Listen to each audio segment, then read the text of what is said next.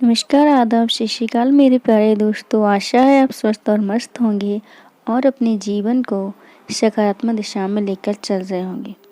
दोस्तों, आज हम राष्ट्रीय आय के बारे में पढ़ेंगे, जिसमें हम जीडीपी, एनडीपी, जीएनपी, एनएनपी से संबंधित विभिन्न टॉपिक को कवर करेंगे। तो सबसे पहले हम जानेंगे कि गुड्स क्या होती है। अगर हम राष्ट्रीय आय पढ़ते हैं और उनमें जीडीपी, एनडीपी, एनएनपी, जीएनपी को पढ़ते हैं तो देखते हैं कि वहाँ बात की जाती है वस्तुओं और सेवाओं की। तो सबसे पहले हम जानें कि वस्तुएं क्या होती हैं, यानी कि गुड्स क्या होती हैं। तो गुड्स को भी हम 3 कैटेगरी में डिवाइड करते हैं। पहली होती है नॉर्मल गुड्स, दूसरी होती है इन्फीरियर गुड्स, तीसरी होती है ग्रिफन गुड्स।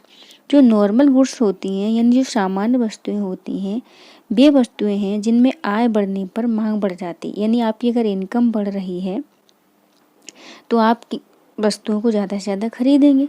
जब हमारी इनकम ज़्यादा होती है तो हमारी जो परचेजिंग पावर क्या हो जाती है, बढ़ जाती है, हमारी डिमांड बढ़ जाती है। फिर हमको लगता है कि हमें ये भी लेना चाहिए, हमें वो भी लेना चाहिए, हमारी ये भी आवश्यकता है।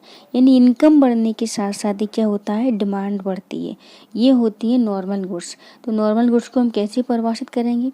वे वस्तु हैं जिनमें आय बढ़ने पर मांग बढ़ जाती है, यानी जिनमें इनकम बढ़ने के साथ ही क्या होता है, डिमांड बढ़ जाती है। फिर हम दूसरा देखते हैं इन्फीरियर गुड्स। इन्फीरियर गुड्स एक आर्थिक शब्द है। इन्फीरियर गुड क्या है? एक आर्थिक शब्द है जो ऐसी वस्तु को परिभाषित करता है जिसकी मांग उस वक्त कम हो जाती है जब लोगों की आय बढ़ती है। यानी नॉर्मल गुड के एकदम अपोजिट है इन्फीरियर गुड।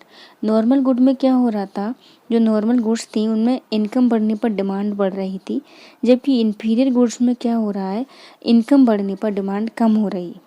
समझ रहे हैं आप? नॉर्मल गुड्स में क्या था, इनकम बढ़ने पर डिमांड बढ़ रही थी, यानी आपकी इनकम अगर बढ़ रही है तो डिमांड भी बढ़ रही थी नॉर्मल गुड्स में। जबकि इन्फीरियर गुड्स में क्या हो रहा है, इनकम तो बढ़ रही है लेकिन इनकम बढ़ने पर डिमांड क्या हो रही है, कम हो रही है। ये है आपकी इन्फीरियर गुड्स, है ना। ये वस्तुएं जब पसंदीदा नहीं रह जाती, जब आय और अर्थव्यवस्था में सुधार आता है, क्योंकि उपभोक्ता उसकी जगह महंगे विकल्पों की खरीद करने लगता है, यानी क्या, डिमांड में कमी आ जाती। अब हम देखें ग्रिफन गुड्स के बारे में। तो नॉर्मल गुड्स और इन्फीरियर गुड्स आपको समझ में आया। यानी जो हमारी इनकम बढ़ने पर डिमांड बढ़ती है तो वो गुड्स क्या कहलाती हैं, नॉर्मल गुड्स कहलाती हैं। और ऐसी वस्तुएं, ऐसे गुड्स जिनमें हमारी इनकम बढ़ने पर उनकी डिमांड कम हो जाती है, इन्फीरियर गुड्स कहलाती हैं।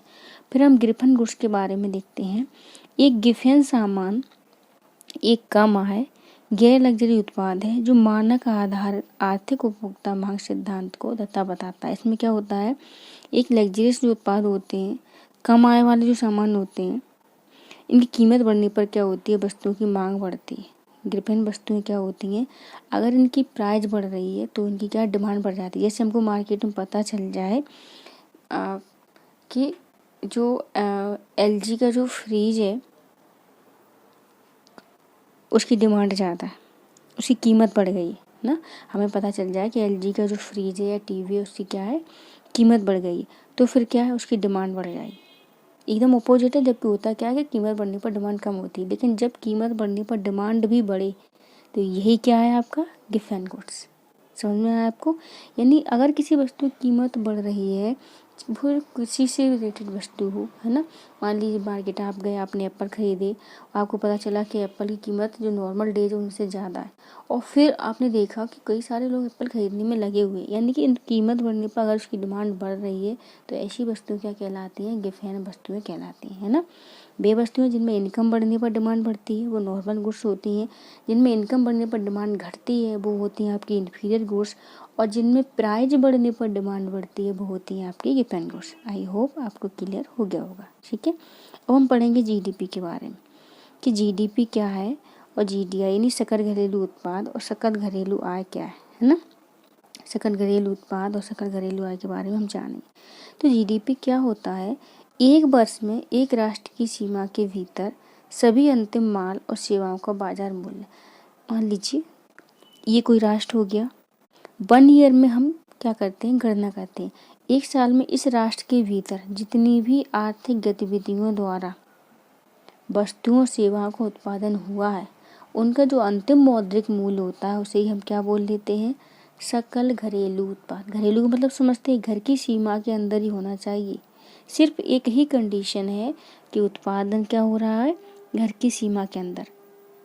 करे कोई भी, चाहे वो घर के लोग करें या फिर बाहर के लोग करें, बस कंडीशन एक फॉलो होना चाहिए कि घर की सीमा के अंदर ही क्या होना चाहिए, उत्पादन होना चाहिए। तो जीडीपी क्या है, एक वर्ष में किसी राष्ट्र की सीमा के भीतर अंतिम वस्तुओं और सेवाओं का मौद्रिक मूल्य। आई बात समझ में आपको? जीडीपी क्या है, एक वर्ष में किसी राष्ट्र की सीमा के भीतर अंतिम वस्तुओं और सेवाओं का मौद्रिक मूल्य है। ओके, क्लियर हुआ आपको? अब हम देखते हैं जीडीपी को हम 3 प्रकार से परिभाषित करते हैं। पहला क्या है, एक निश्चित समय अवधि में, आमतौर पर 365 दिन यानी कि 1 साल, एक देश के भीतर उत्पादित सभी अंतिम माल और सेवाओं के लिए किए गए कुल व्यय के बराबर होती है। ठीक है। दूसरा क्या है, एक देश के भीतर एक अवधि में सभी उद्योगों के द्वारा उत्पादन की प्रत्येक अवस्था पर कुल वर्धित मूल्य उत्पादों पर सब्सिडी रहित कर के योग के बराबर होती है। तीसरा क्या है, एक अवधि में देश के उत्पादन के द्वारा उत्पन्न आय के योग के बराबर होती है। यानी आपको यहाँ समझ में आया, यहाँ उसने ये बताने की कोशिश की है कि जीडीपी का जो हम आकलन है 3 विधियों से करते हैं। पहली विधि कौन सी होगी, पहली होगी आपकी व्यय विधि कि हमने कितना खर्च किया उत्पादन करने के लिए। फिर दूसरी होगी आपकी उत्पाद विधि, ठीक है, और तीसरी होगी आपकी आय विधि। यानी जीडीपी के आकलन की क्या है, 3 विधियां हैं। पहली व्यय विधि है, यानी हमने उत्पादन करने के लिए, हमने अर्थव्यवस्था में उत्पादन करने के लिए कितना खर्च किया, कितना इन्वेस्टमेंट किया, चाहे पूंजी पर, श्रम पर, उद्यम पर, फिर जो हमने खर्च किया फिर उत्पादन कितना हुआ। तो जब हम व्यय विधि से निकालते हैं जीडीपी कि हमने कितना खर्च किया, तो हम उससे क्या बोल लेते हैं, व्यय विधि बोल लेते हैं जीडीपी के आकलन की। लेकिन फिर हम देखते हैं कि जब हमने जो व्यय किया फिर उत्पादन कितना हुआ अर्थव्यवस्था में, तो जब हम उत्पादन के आधार पर देखते हैं तो वो उत्पाद विधि होती है। और उत्पादन हुआ, हमने किसी चीज़ का प्रोडक्शन किया, अब वो मार्केट में जाएगा, बिकेगा, उसकी सेल होगी, तो हमको क्या होगी, फिर इनकम होगी। तो इनकम में क्या करते हैं, हम आय के आधार पर जीडीपी की गणना करते हैं कि हमको कितनी इनकम हुई। आई बात समझ में आपको? जीडीपी के आकलन की 3 विधियां हैं। जीडीपी के आकलन की 3 विधियां, पहली है व्यय विधि, दूसरी है उत्पाद विधि, तीसरी है आपकी आय विधि। ओके, क्लियर हुआ आपको? ठीक है, नेक्स्ट देखते हैं। ये देखिए, जीडीपी का फुल फॉर्म आपको पता होना चाहिए, ग्रॉस डोमेस्टिक प्रोडक्ट, सकल घरेलू उत्पाद। जीडीपी क्या है, सकल घरेलू उत्पाद। इसके जो मापन की 3 विधियां, पहली कौन सी मेथड है, एक्सपेंडिचर मेथड, व्यय विधि। व्यय विधि में हम क्या क्या आकलन करते हैं, हमने कंजप्शन पर कितना खर्च किया, हमने इन्वेस्टमेंट पर कितना खर्च किया, सरकार ने कितना खर्च किया, हमने निर्यात कितना किया। ये हमारे व्यय विधि में क्या किया जाता है, जोड़ा जाता है। नेट एक्सपोर्ट का मतलब आप समझते हैं, जो हमने निर्यात किया, जो आयात किया, निर्यात में से आयात को माइनस करते हैं, वो होता है आपका नेट एक्सपोर्ट, है ना। तो जो हमारा खपत है, इन्वेस्टमेंट है, सरकार के खर्चे हैं, और जो हमारा नेट एक्सपोर्ट है, वो आता है आपकी व्यय विधि में, यानी कि एक्सपेंडिचर मेथड। दूसरी मेथड है आपकी आय विधि। आय विधि में हम अपने माल, जो बेजेज होते हैं बाहर वगैरह, जो रेंटल रेट के और कैपिटल पे जो रेंट रेट होती है, और जो फर्म का जो प्रॉफिट होता है, इन चीज़ों को क्या कर सकते हैं, करते हैं मतलब शामिल करते हैं। आय विधि में बेजेज को, रेंटल रेट को और फर्म प्रॉफिट को शामिल किया जाता है। जबकि जो प्रोडक्शन मेथड होती है, यानी जीडीपी के आकलन की जो उत्पादन विधि होती है, उसमें फाइनल वैल्यू को, जो गुड्स और सर्विसेज हैं, जो वस्तुओं और सेवाओं की जो फाइनल वैल्यूज है, उनमें से इंटरमीडिएट कॉस्ट को हटा देते हैं। यानी जो मध्यवर्ती लागत थी उसको क्या कर देते हैं, हटा देते हैं प्रोडक्शन मेथड। ओके, चलिए नेक्स्ट देखते हैं, what are the component of GDP. अब यहाँ हम देखें कि जीडीपी के कंपोनेंट कौन कौन से। जीडीपी के कंपोनेंट में हम देखेंगे, पहला आता है कंजप्शन, पहला आता है कंजप्शन, जो पर्सनल कंजप्शन होता है एक्सपेंडिचर का। दूसरा आता है इन्वेस्टमेंट, कंजप्शन को सी से दर्शाते हैं। अभी जो फॉर्मूला आएगा तो उसके लिए ही आपको बताया गया कि जीडीपी को जो हम आकलन करते हैं तो किस फॉर्मूले से करते हैं। तो कंजप्शन को हम सी से दर्शाएंगे, इन्वेस्टमेंट को हम आई से दर्शाएंगे, जो गवर्नमेंट के खर्चे होंगे उनको हम जी से दर्शाएंगे, जो हमारा नेट एक्सपोर्ट होगा यानी शुद्ध जो हमारा निर्यात होगा उसको हम एन एक्स से दर्शाएंगे। ठीक है। इन्वेस्टमेंट जो होता है वो हमारा कई तरीके का हो सकता है। फिक्स्ड इन्वेस्टमेंट हो सकता है, जो रेजिडेंशियल भी हो सकता है, नॉन रेजिडेंशियल हो सकता है, और इन्वेंटरीज को जोड़ते हैं। जबकि जो हमारा नेट एक्सपोर्ट होता है उसमें एक्सपोर्ट और इम्पोर्ट को ऐड किया जाता है। तो समझ में आया आपको? जीडीपी के कितने घटक होते हैं? CIGNX। सी यानी कंजप्शन कितना हुआ, ठीक है।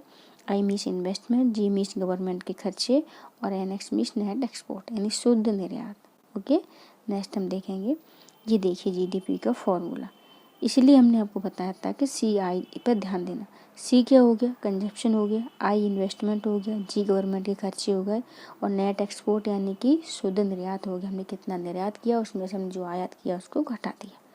जीडीपी के मापन और मात्रा निर्धारण का सबसे आम तरीका खर्च या विधि है। यानी इसका जो नॉर्मल तरीका है जीडीपी के आकलन का, वो सबसे आम है खर्च या व्यय विधि, ठीक है। तो जीडीपी जब हम निकालते हैं तो उसके लिए कौन सा फॉर्मूला यूज करते हैं? C+I+G, और ये नेट एक्सपोर्ट X-M, निर्यात माइनस आयात। C means consumption.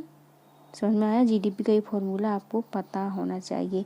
यहाँ NX की जगह ही X-M लिख दिया गया है। ओके, C+I+G+X-M, या फिर हम NX भी लिख सकते हैं। कंजप्शन, इन्वेस्टमेंट, गवर्नमेंट के जो भी खर्चे रहते हैं, प्लस नेट एक्सपोर्ट। ओके, चलिए नेक्स्ट देखते हैं। अब हम यहाँ देखेंगे कि जो कारक होते हैं जीडीपी के और उनसे जो आय होती है, फैक्टर कॉस्ट और मार्केट कॉस्ट के बारे में देखेंगे। तो फैक्टर कॉस्ट क्या होती है? फैक्टर कॉस्ट में हम क्या रखते हैं? फैक्टर कॉस्ट में हमने लेबर पर कितना खर्च किया, कैपिटल पर कितना खर्च किया, एंटरप्रेन्योर पर कितना खर्च किया, लैंड बिल्डिंग पर कितना खर्च किया, ठीक है। फिर हमको आय, बेजेज, इंटरेस्ट, प्रॉफिट, रेंट से क्या होती है? फिर हमको आय होती है। यही होती है जीडीपी फैक्टर कॉस्ट पर। समझ में आया? यानी जब तक उसमें क्या है, इन्फ्लेशन या टैक्स को ऐड नहीं किया जाता है, जब तक उसमें टैक्स को ऐड नहीं किया जाता है, तब तक जीडीपी को हम फैक्टर कॉस्ट बोल देते हैं। मान लीजिए हमने किसी वस्तु का क्या किया, उत्पादन किया, वस्तु का उत्पादन किया, अभी मार्केट में गई तो इस पर गवर्नमेंट ने कुछ टैक्स लगाया, जैसे GST वगैरह लगते हैं। तो टैक्स लगने के बाद इसकी प्राइस में क्या हो गई, वृद्धि हो गई। तो ये तो इसकी फैक्टर कॉस्ट है। यानी जब हमने इसको उत्पादित किया था तो जो 5 रुपये में मान लीजिए हमको इसका उत्पादन हमने कर लिया था, लेकिन फिर इस पर GST वगैरह टैक्स लगे तो ये 10 रुपये की हो गई। तो ये इसकी फैक्टर कॉस्ट है, और ये इसकी क्या है, मार्केट प्राइस है। यानी ये कारक मूल्य है, लागत मूल्य है, और ये क्या है, इसकी बाजार मूल्य है। समझ में आया आपको? यानी जब कारक लागत में टैक्सेस जोड़ देते हैं तो वो बन जाता है आपका बाजार मूल्य, constant and market price. Inflation अगर एडजस्ट कर देते हैं तो बन जाता है आपका market price. Okay, GDP at the rate current market price. Current market price क्या होती है? उसमें इन्फ्लेशन ऐड हो जाती है। जीडीपी को अगर हम बाजार मूल्य पर निकालेंगे तो हमें फैक्टर कॉस्ट में क्या करना पड़ेगा, टैक्स जोड़ने पड़ेंगे और सब्सिडी को हटाना पड़ेगा। क्योंकि जब हम उत्पादन कर रहे थे, समझने की कोशिश करें आप, जब हम उत्पादन कर रहे थे, मान लीजिए हमारा कोई प्लांट है ना, हमने इसमें क्या, LG के फ्रिज का क्या किया, उत्पादन किया। तो जब उत्पादन की कई सारी प्रोसेस होती हैं तो सरकार ने हमें कोई ना कोई सब्सिडी दी होगी उत्पादन के लिए, किसी न किसी इक्विपमेंट पर या किसी पॉलिसी पर। तो हमें क्या मिली, सब्सिडी मिली, समझना। तो हमारा फ्रिज बनकर तैयार हो गया। तो फ्रिज जब हमने बनाया, हमारी जो लागत तो इसमें सब्सिडी भी ऐड थी। लेकिन जब हम उसको बाजार में बेचने जाएंगे तो GST वगैरह उस पर टैक्स लगेंगे। तो अगर हमें बाजार मूल्य पर GST निकालनी है तो हमने जो टैक्सेज सब्सिडी पहले सरकार से लाभान्वित की थी, उस सब्सिडी को माइनस करना पड़ेगा, और इनडायरेक्ट टैक्स को क्या करना पड़ेगा, ऐड करना पड़ेगा। ओके, यानी जो जीडीपी होती है बाजार मूल्य पर फैक्टर कॉस्ट में इनडायरेक्ट टैक्सेस को जोड़कर और सब्सिडी को घटाकर प्राप्त की जाती है। पॉइंट टू बी नोटेड, ये आपको पता होना चाहिए, मोस्ट इम्पोर्टेंट। क्योंकि प्री में ऑप्शनल जो रहता है क्वेश्चन, ऑप्शन में ऐसे ही ऑप्शन पूछे जाते हैं, वहाँ आप 100% कन्फ्यूज होने के चांस रहते हैं। ओके, अब हम GVA को देखेंगे कि GVA क्या है। सकल मूल्य वर्धित ग्रोस वैल्यू एडिशन, है ना। सकल मूल्य वर्धित प्लस उत्पादों पर कर माइनस उत्पादों पर सब्सिडी बराबर जीडीपी। यानी जीडीपी को अगर आपसे बोला जाए कि जीडीपी को GVA के पदों में निकालिए तो कैसे निकालेंगे? जीडीपी जो होता है GVA में टैक्स जोड़ दो और सब्सिडी को उठाने पर हमको प्राप्त हो जाता है। यानी सीधे से बोल सकते हैं हम यदि अगर सामान्य अर्थों में देखे जाए तो जो फॉर्मूला हमने मार्केट प्राइस वाला देखा था वही फॉर्मूला यहाँ पर सेट हो रहा है। ओके, नेक्स्ट देखें। नेक्स्ट हम देखेंगे निवल देशी उत्पाद। निवल देशी उत्पाद यानी net domestic product. Net domestic product क्या होता है? जो हम जीडीपी निकालते हैं, जीडीपी जो हम निकालते हैं तो उत्पादन के दौरान कई सारे मूल्य ह्रास होते हैं मशीनरी के, वस्तुओं के, तो जब उसको गिरावट को माइनस कर देते हैं जीडीपी में से तो हमको क्या है? एनडीपी प्राप्त हो जाती है। किसी देश के सकल घरेलू उत्पाद में से उस देश के पूंजी वस्तुओं पर मूल्य ह्रास, डिप्रिसिएशन, जो हमको घाटा हुआ है उसको घटाने पर निवल देशी उत्पाद प्राप्त होता है।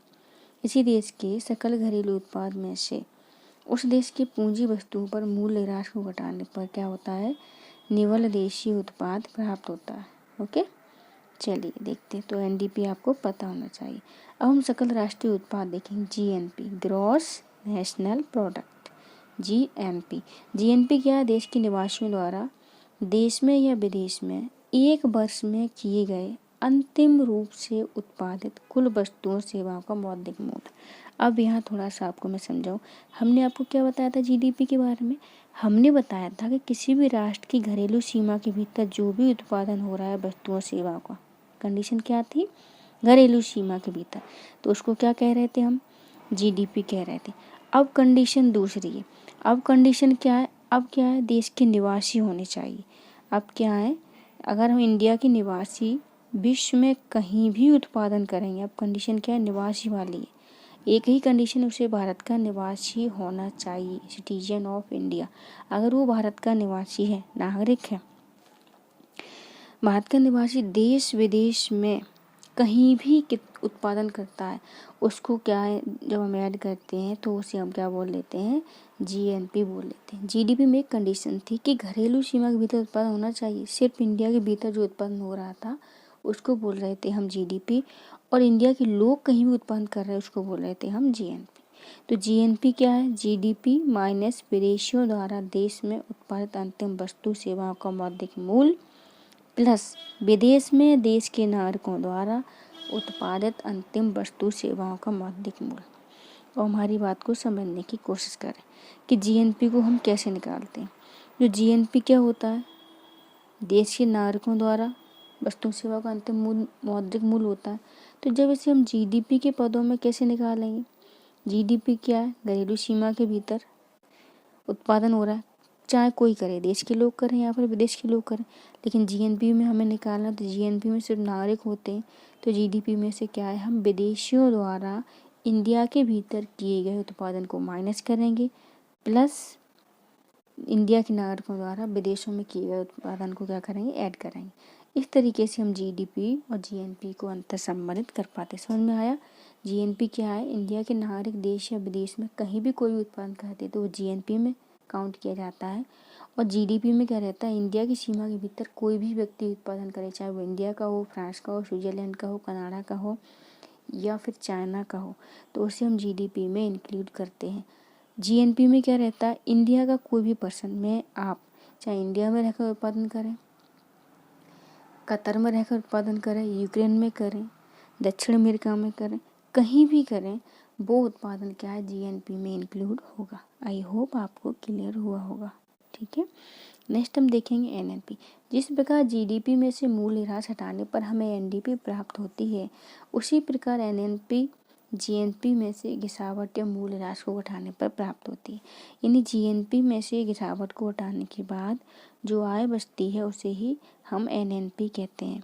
तो एनएनपी क्या है? जीडीपी प्लस विदेशों से होने वाली आय माइनस गिरावट।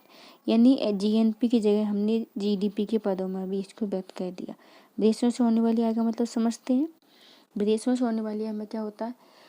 इंडिया के नागरिकों द्वारा विदेश में कमाया गया धन माइनस विदेशियों द्वारा इंडिया में कमाया गया धन, ये होती है विदेशों से होने वाली आय। तो जैसे जब इसमें जीडीपी जोड़ देते तो ये क्या होता है आपका? यही तो जीएनपी होता है।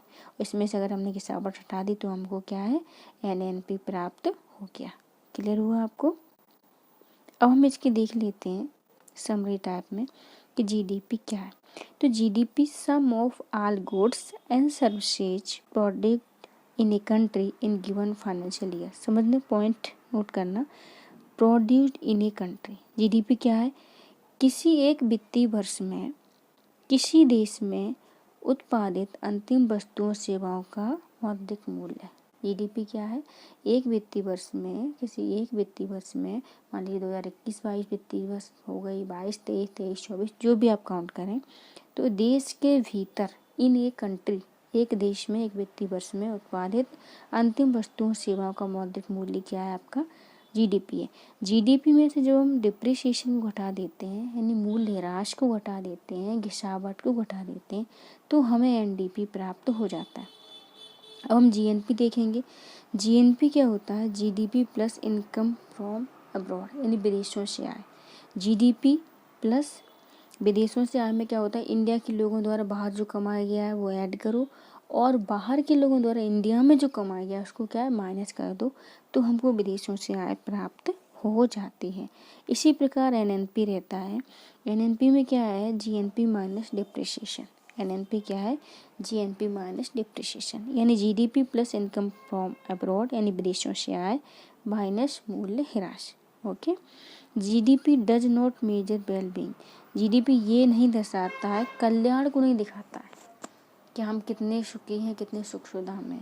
जीडीपी क्या है? कल्याण की माप नहीं है, देश की सुख सुविधाओं की माप नहीं है। समझ में आया आपको?